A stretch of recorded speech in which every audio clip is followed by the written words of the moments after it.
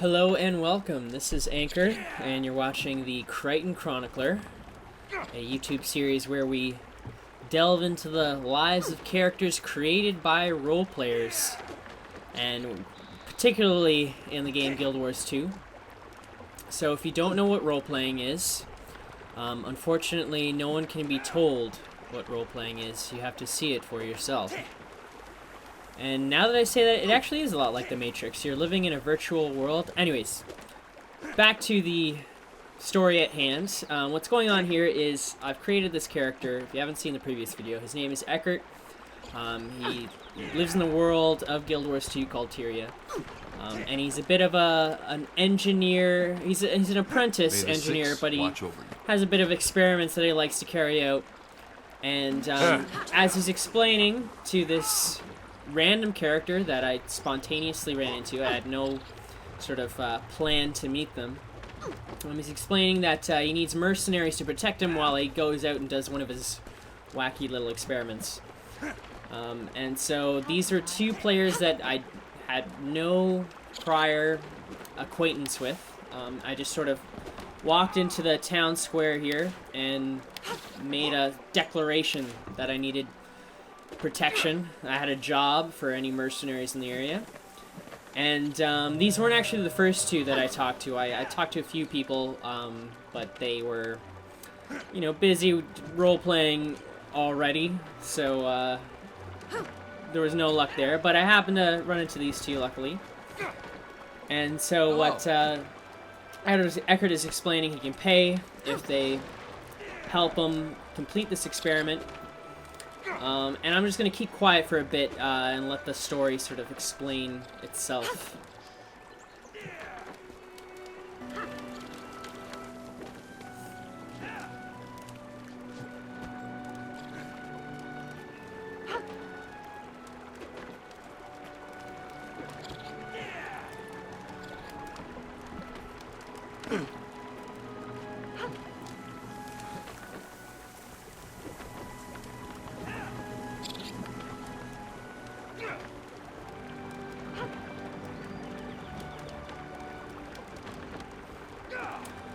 And I'm just going to chime in here for a second.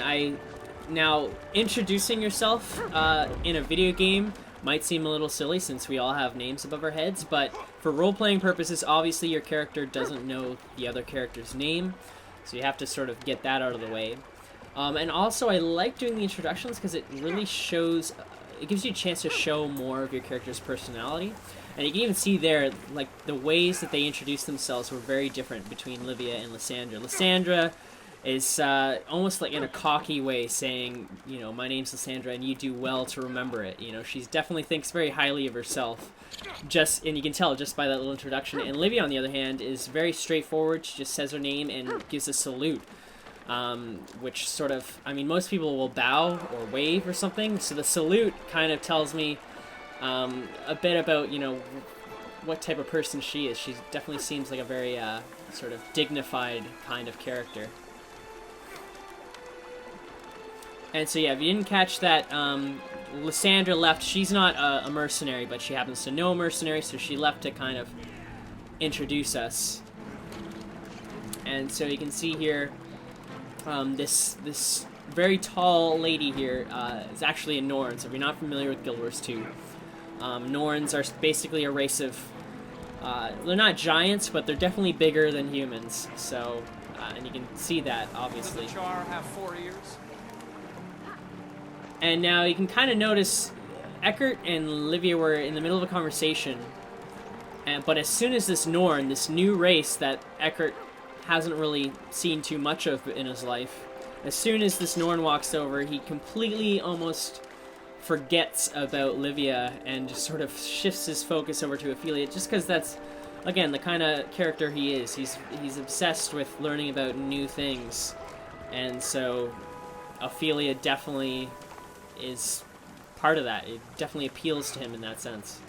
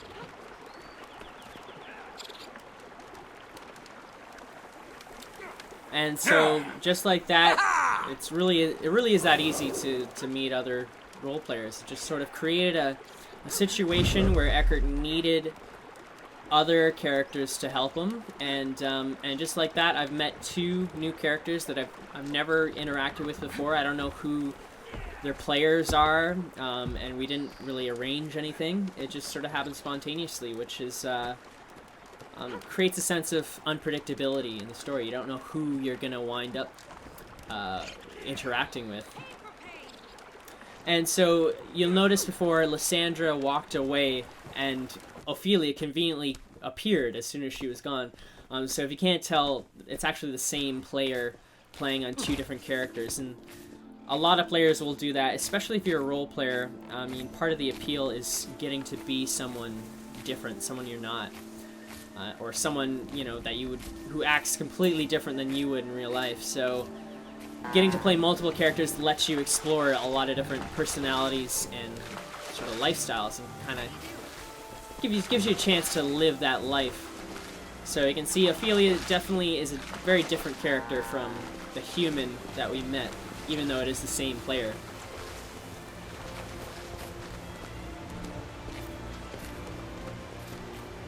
And yeah, I just wanted to show here just exactly how tall Ophelia is compared to Livia.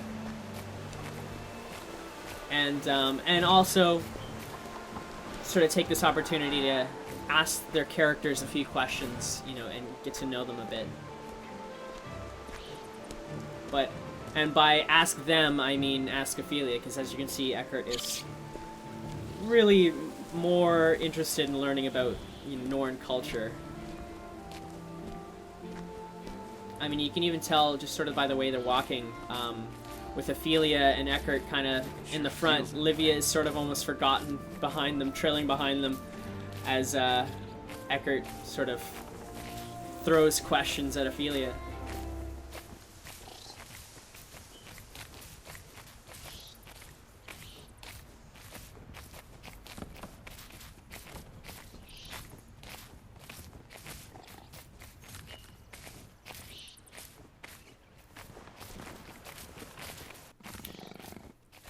And again, I'm skipping over some of the less important dialogue, just because there's a lot to cover this episode. So if you see some of these little skips, you can kind of follow in the chat box what they're saying, but again, you're not missing anything too important.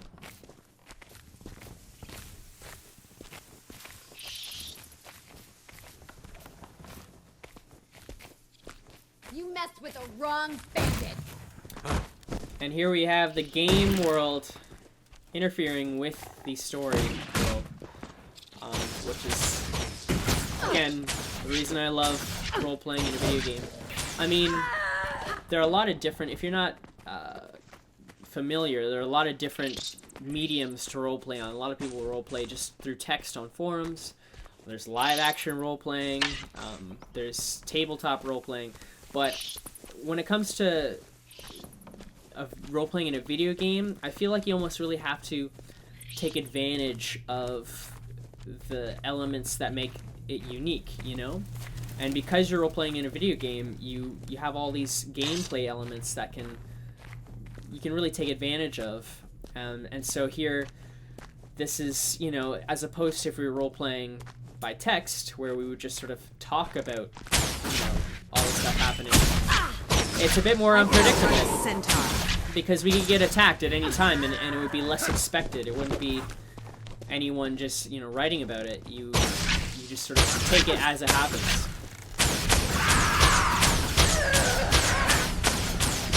And so here, Livia and Eckhart are talking about Livia's sort of background, and she mentioned she's been to the Black Citadel.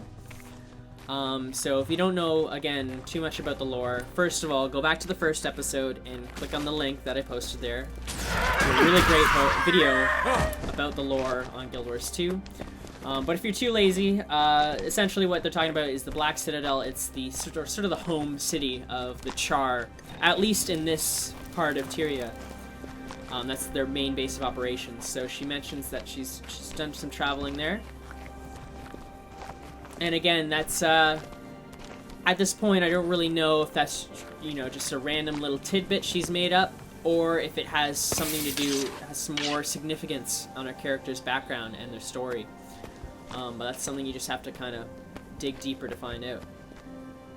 And so here, Eckhart's sort of starting his experiment.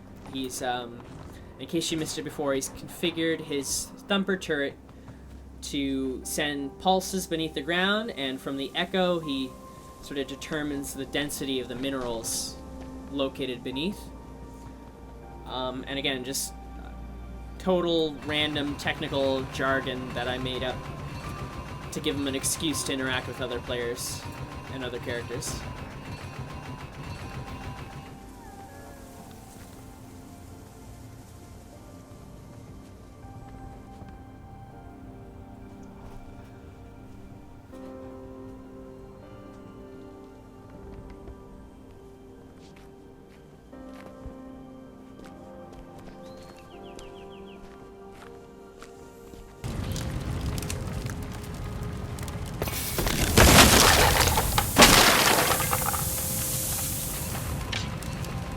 And so what Ophelia is talking about here is, I kind of skipped over a bit, but Eckhart was just asking her about Norn culture and, you know, what their communities are like, because they are nomadic people. He's just sort of wondering, you know, if they live in cities or they travel, and do they travel with their families or with a bigger group, and again, just being his typical curious self. But again, the ulterior motive there is to sort of figure out more about her and see what that information might lead to.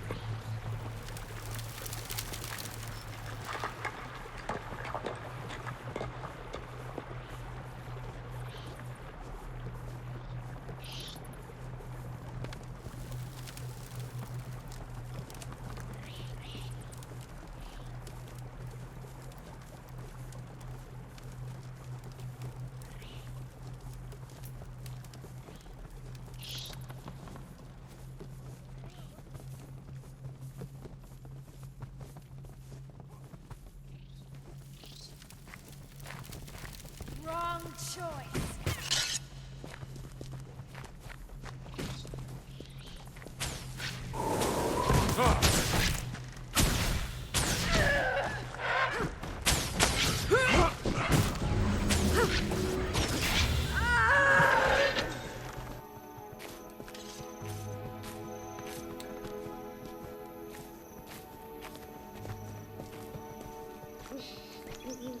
And so I skipped ahead here. So what's happening is they've decided to take a little detour on the way back, since Eckhart wants to explore more of the area. And again, something I just sort of made up, give him an excuse to keep role-playing. And hopefully get to know the characters more.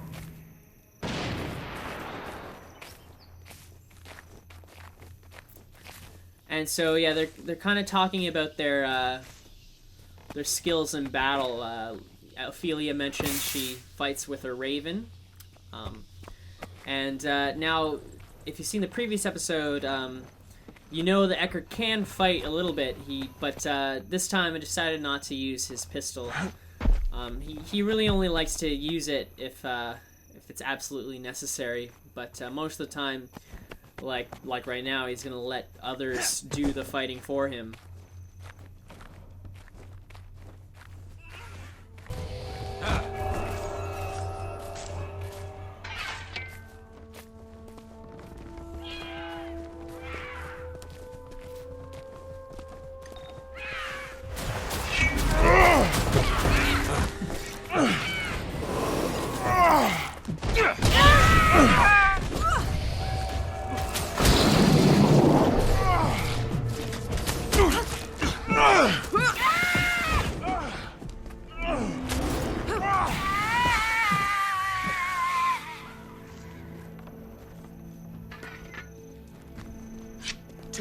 kill!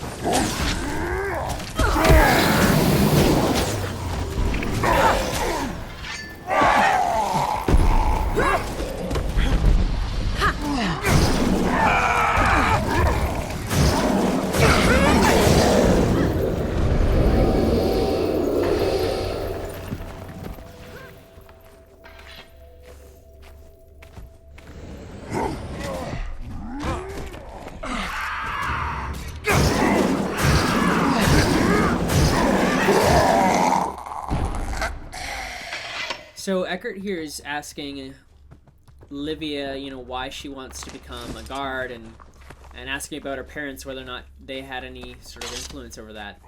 And so, surprisingly, she mentions that, her mother left her, and that her father is just a merchant. And so you realize that there's more to this character than what's on the surface, that there is, a story behind them. And, it's not just something that they came up with, on the fly.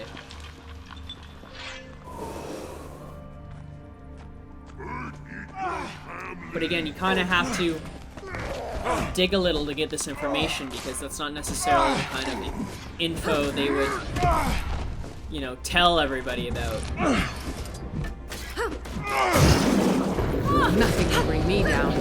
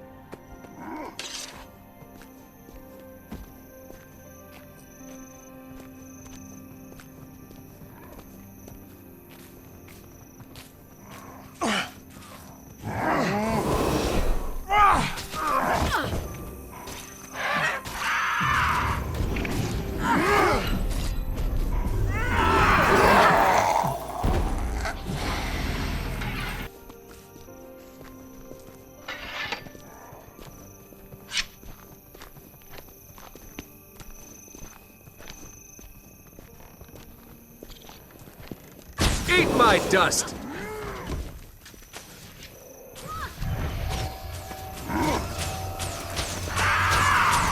Victory or death!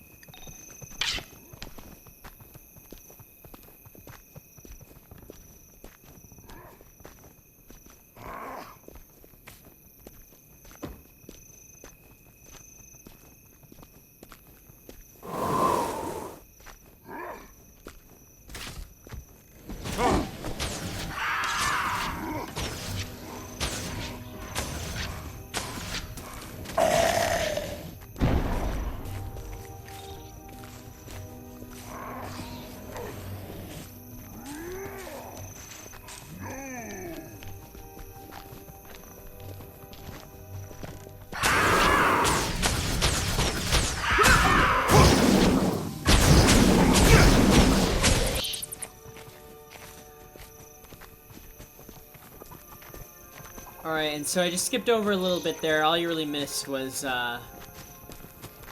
Eckhart sort of lamenting on how much nicer that valley would be if there were no Etten, who are the two-headed troll-like creatures they were fighting. And from there he starts sort of asking Olivia, you know, why she didn't follow in her father's footsteps to become a merchant, and instead become more of a fighter.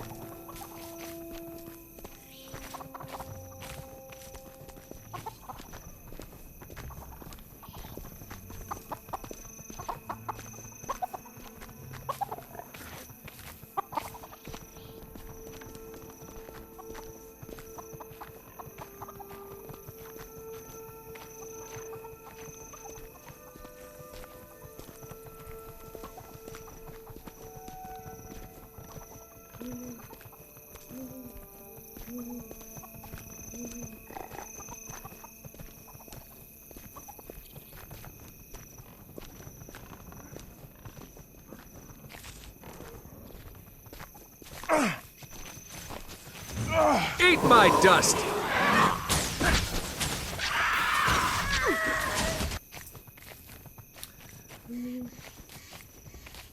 And so now this is something that'll happen when you're role-playing. I mean, people will ask you about yourself. It's not, you don't have to be the only one, you know, prying into their personal lives. But, yeah, it's a good sign that they're willing to play along and that they are interested in role-playing when they ask you about your character. But you kind of have to be ready with an answer.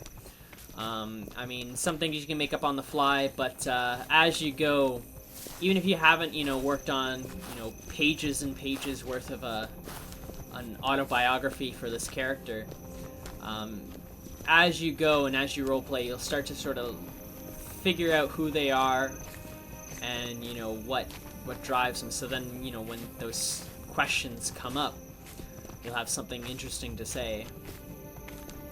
And yeah, they're mentioning here the Asura, if you don't know, are kind of like the brainiacs of Tyria. They like to at least claim that they're the smartest race, so you can see why Eckhart admires them as an engineer.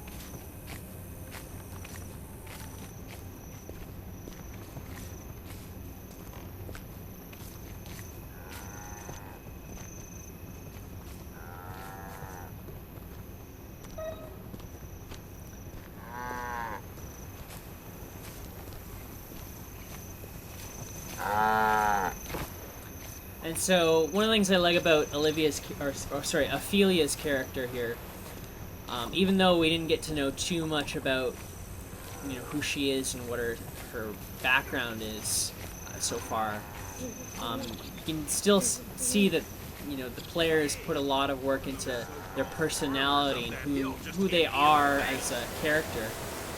Just in the way that they speak. I mean, you can see she's definitely got kind of a tough woman, warrior kind of attitude, but she still has a bit of a sense of humor that comes through now and then.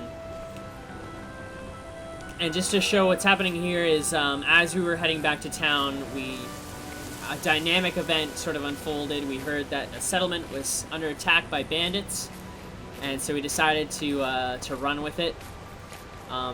Nothing important happened, but did get some good old-fashioned fighting out of it. But since there's a lot to cover, I kind of skipped over it, and so now they're back heading towards town. And so you notice that I also got a whisper, if you're watching the chat. I got a whisper from a friend of mine And now this is a friend that I made in character. So this is actually one of Eckhart's friends, even though they're messaging me out of character. Obviously, there's no telecommunications that I know of in this universe. But he messaged me out of character saying that there's sort of a role-playing event happening in the city, and he wanted to see, because I told him about this video that I'm doing, and he wanted to see if I wanted to get any of it on video. So this is, again, sort of a planned thing. I mean, he told me before that this was happening. I didn't actually know it was going to happen, right now, and I also certainly didn't know that I'd, bring these, that I'd have these two players with me. So it's still very much a spontaneous kind of thing, and it actually worked out to be quite a lucky coincidence, because I mean, as he's mentioned before, Livia says she wants to join the guard, and he mentioned that he has a friend in the Ministry Guard who happens to be this friend who's messaging me.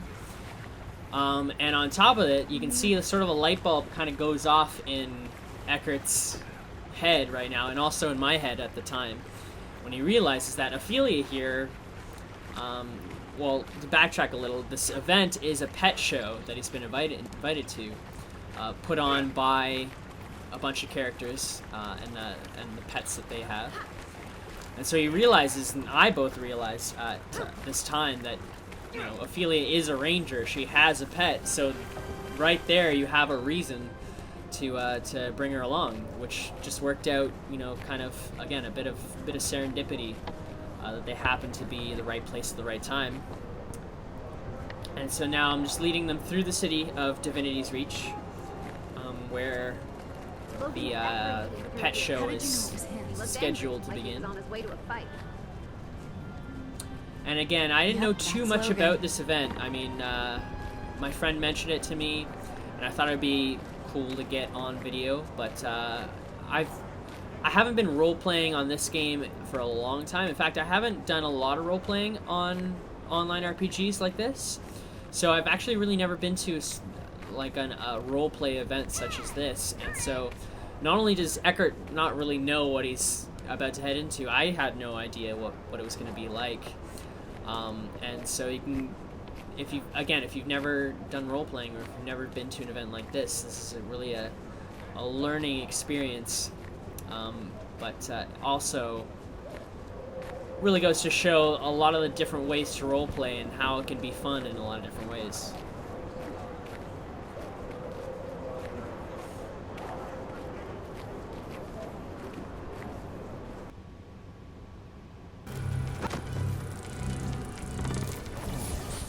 And so I just had to skip through some of the traveling there, as we did get a little lost. I mean, I had no idea where it was, and but luckily we met up with Sharos, the friend mentioned before. And again, this is a friend. This isn't a player that I know personally. This is just a character that Eckhart met in character while role-playing abroad in the world. And so Sharos just was using kind of like a teleportation device. I think it was a teleport gun that he said, to get us, because it's sort of a hidden area of the city that's not very easy to get to.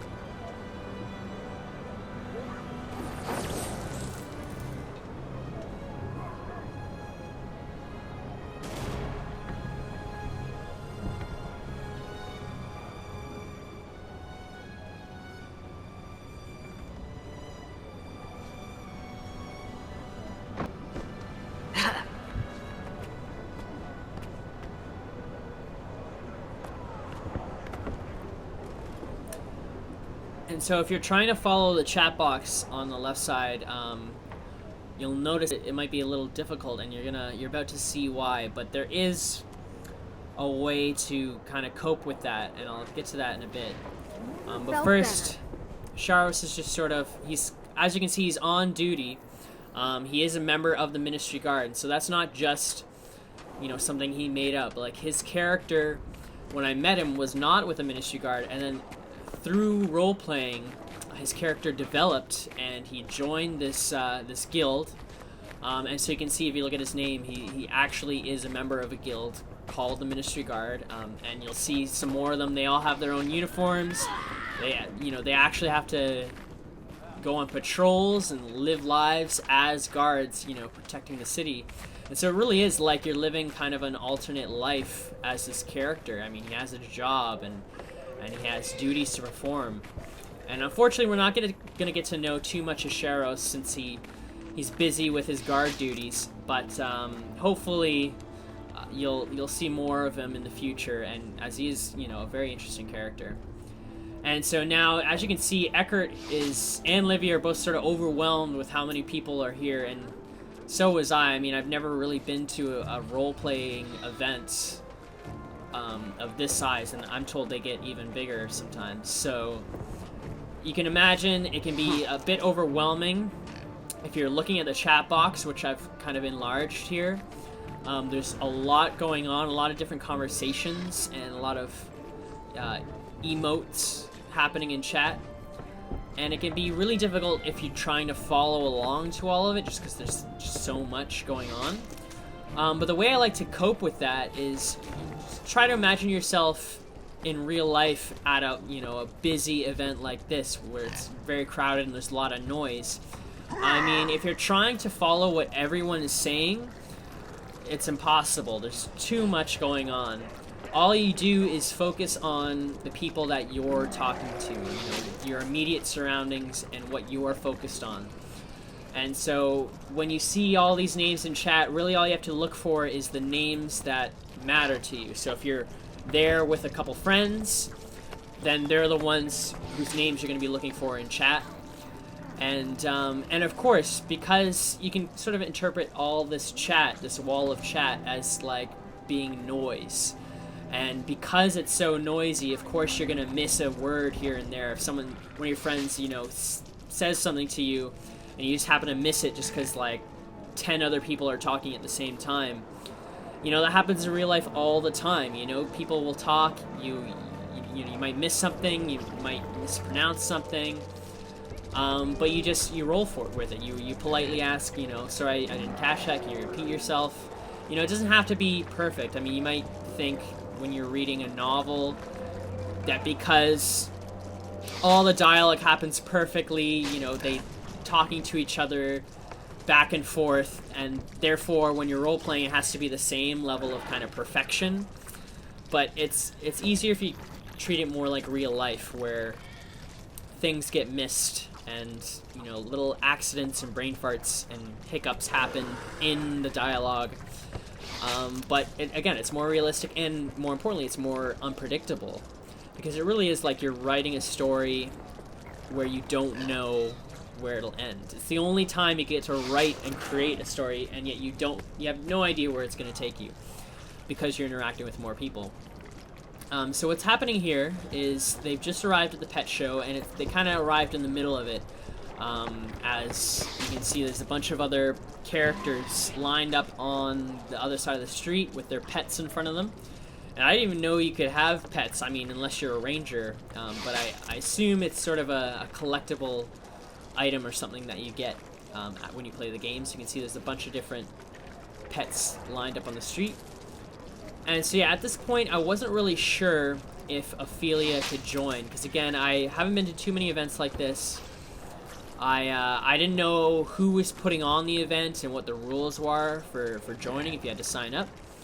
But I thought, you know, it would be nice if, you know, even if Ophelia could just sort of go in and pretend to be in the event, even if she wasn't, you know, officially considered one of the contestants. And yeah, right there I got a just sort of out-of-character whisper from my friend who said they might allow her to join. So I just rolled with it and had my fingers crossed, as you'll see.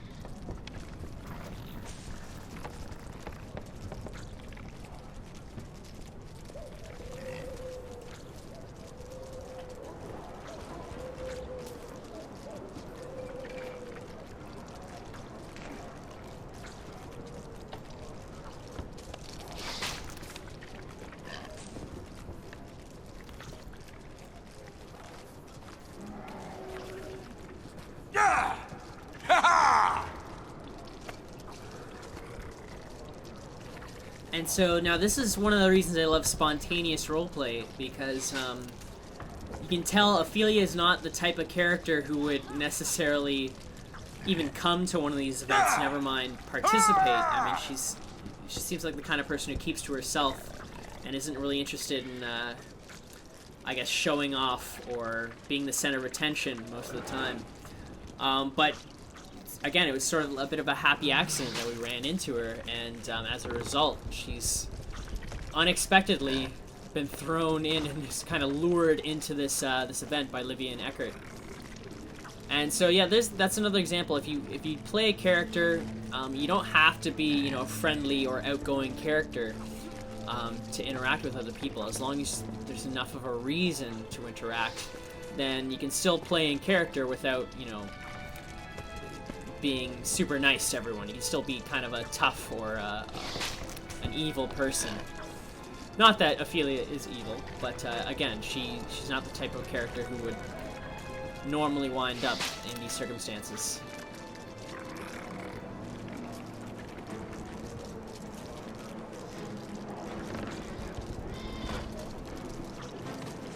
So right now what the judge is doing is, if you follow along, she's sort of going to each of the pets and their owners and asking their owners, what the name of their pet is and if they have any talents, essentially. And you'll notice she's typing in all caps. So the judge there, Sarah, typing in all caps. Typing in all caps would be really hard to understand. It would just be meow, meow, meow. But she's typing in all caps, which is more easy to understand. And again, you can sort of imagine that as her character really just projecting her voice. Because not only is it easier to read in chat, because it really stands out when you see everything in caps and all capitalized. As you can imagine, in a crowd event, she would have to kind of shout to get the attention of the crowd. So it works in-game for, out-of-character purposes and for in-character purposes to type like that. That's refreshing.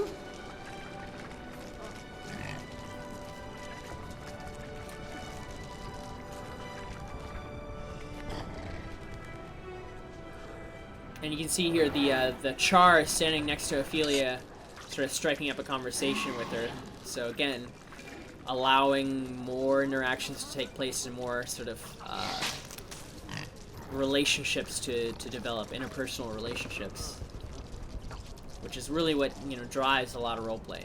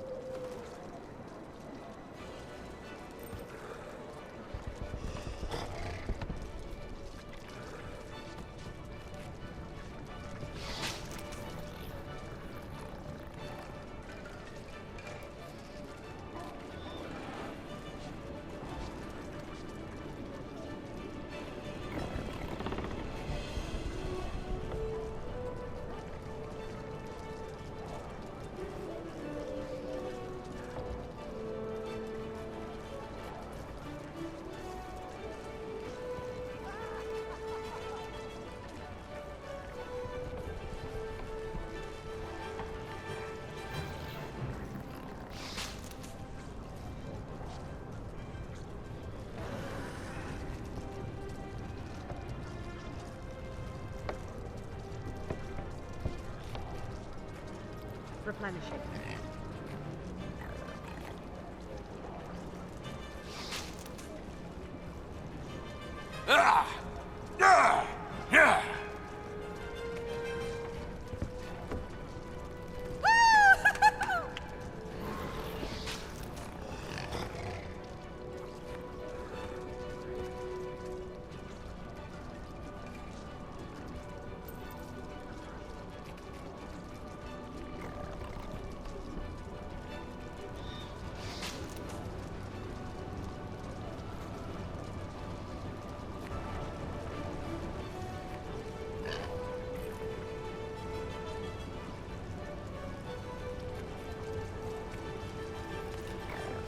And so what the judge, Sarah, is sort of explaining here is she's kind of like treading the line between in character and out of character, asking for the audience to participate and kind of cheer for who they want to win. But by cheering, she really means she wants them to whisper her character profile and with the name of who we want to win, essentially. Which, again, is a lot more easier than just listening to the cheers of a bunch of character avatars in a virtual world. So, again, kind of a bit of an out of character instructions, but it works in character as well.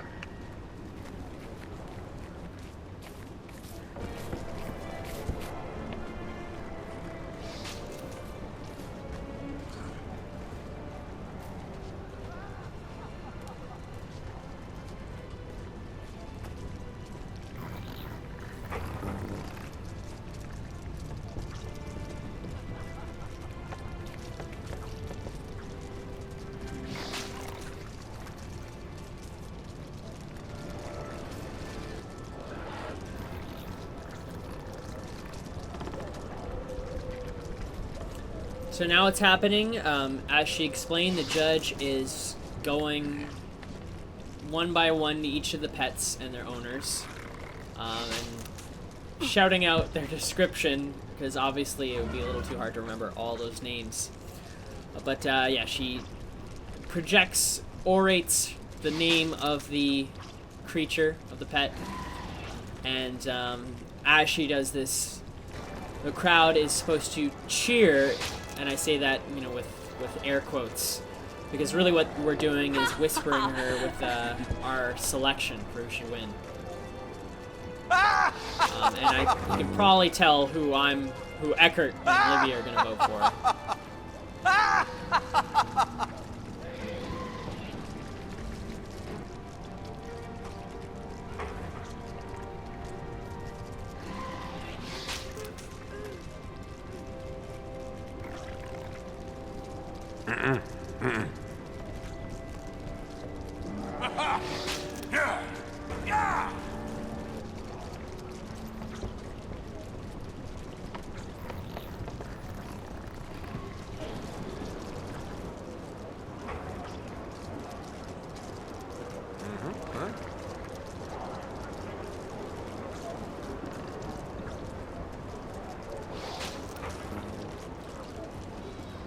And so, unfortunately, you can see the Char who's standing next to Ophelia, real life interfered, and he had to log out, unfortunately. But the show must go on.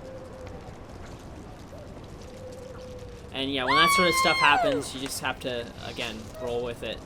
And, you know, it doesn't have to ruin the story completely, because that's going to happen. We all have lives, or at least we all pretend to have lives.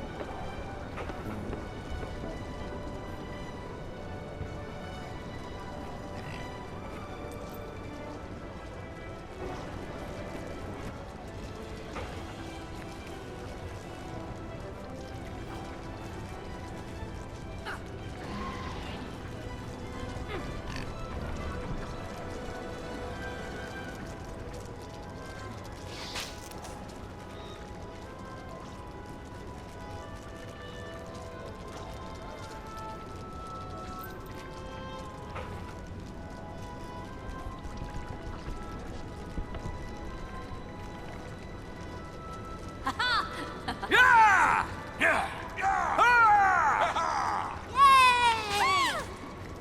And there you have it. The pet show has concluded. So I was surprised that, you know, Ophelia even got to join, let alone win second place. So again, that's the kind of stuff, the kind of surprises you get when you roleplay with other people. And like I've mentioned before, roleplaying really is like you're writing a story, and yet you don't know how it's going to end or where it's going to lead. So it's a lot more exciting that way. And as you can see, none of this was really planned. I mean, I had no idea who these characters were before, you know, as you saw at the beginning of the video.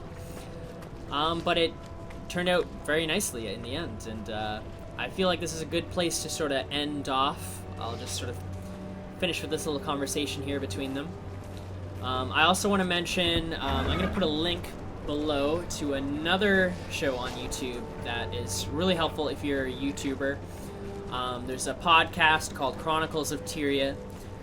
It's done, I think it's done weekly or monthly. I'm not very sure. It's only just found out about them, but they do cover a lot of the lore, and they talk about role-playing and what's going on in the world of Tyria a lot, so it's really good to keep track of if you're a role player, as you can sort of include that information in the story you want to tell. So I'll put a link to that below, and other than that, I think I'll just end off here. Now, Livia and Eckhart do invite Ophelia out to a drink at the Busted Flagon, which is a tavern here in the city. I'm not going to show that here just because we've really covered a lot already, but I might maybe upload it in sort of like a mini episode so you can just see some more, you know, fun interaction, conversation there. And hopefully you get to see a bit more of these characters in the future, along with a lot of more new characters and new role players, and just tell some more stories along the way. So I hope you enjoyed it, and we'll hope to see you again soon. Once again, I'm Anchor. This has been the Krytan Chronicler, signing out. Take it easy.